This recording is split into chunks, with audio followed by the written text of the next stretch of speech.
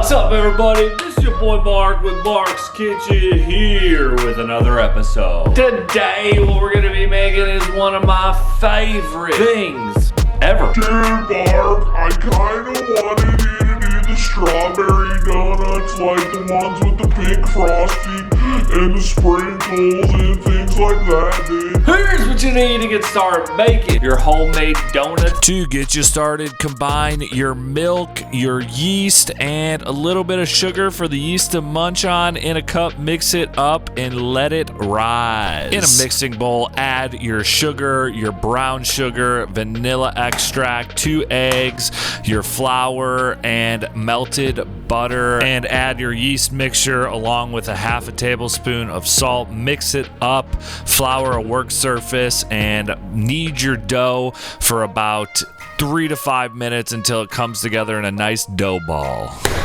And grease up a nice bowl, put your dough ball in there and let it rest for at least an hour. We're gonna roll this thing out to about a 1/2 inch in thickness. Cut them into your donut circles with a cup or whatever you have on hand, and with the shot glass you can make the middle donut holes, and you're gonna let these rest for another hour and they bloom so nicely, dude. And while you let these rest, we're gonna make a chocolate glaze. You wanna add about 2.5 cups of powdered sugar, 1/4 of a cup of cocoa powder, some salt, and some heavy whipping cream until you get your desired consistency. Get yourself some neutral oil, heat it to 350 degrees, drop your donuts in there, and put them in there for about 2 to 3 minutes inside until they are crispy, golden brown. Then flip them and do the same thing on the other side and put them on a wire rack to drain. Now, this is where you have some fun. Dip your donuts right into your frosting. Then with your sprinkles of choice, you can add literally anything you want here, and they turned out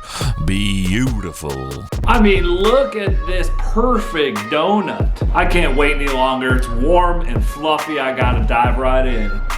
I got something on my face, dude. Just look at the layers of fluff there, man. Woo! What I love about these donuts is they got a crisp outside and a fluffy inside, the makings of a perfect donut, dude. Thank you all for tuning in to another episode of Mark's Kitchen. You already know what they say. If you can do it in Mark's Kitchen, you can do it in your kitchen. Peace.